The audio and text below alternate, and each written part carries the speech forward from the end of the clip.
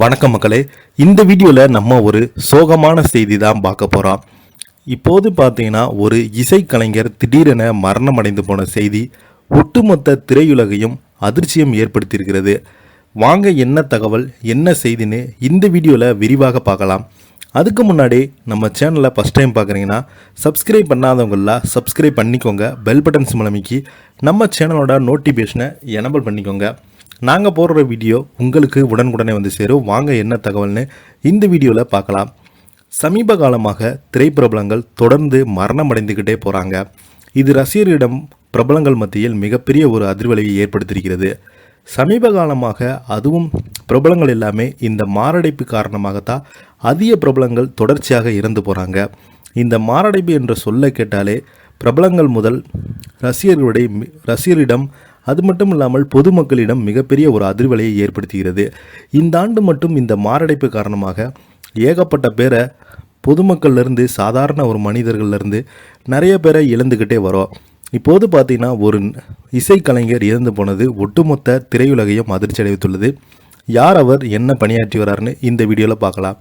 பிரபல கிதார் கலைஞர் Jose Thomas திடீரென காலமாகி போயிருக்கிறாரு.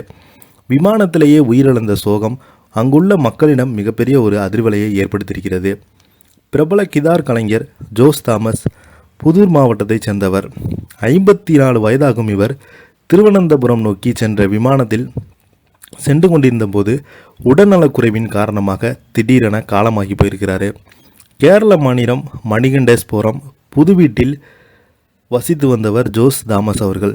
தென்னாப்பிரிக்காவிலிருந்து திருவனந்தபுரம் வந்து கொண்டிருந்த நேற்று மாலை 4 மணி அளவில் பெங்களூரிலிருந்து திருவனந்தபுரம் நோக்கி விமானத்தில் பயணம் செய்திருந்த அவர் விமானத்தை பயந்தின் போது திடீரென மயங்கி விழுந்திருக்கிறார்.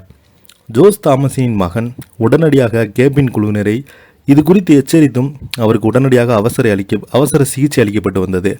விமானம் தரையிறங்கும் ஆம்புலன்ஸின் ஷாக்காவில் உள்ள தனியார் மருத்துவமனைக்கு கொண்டு செல்லப்பட்டாங்க.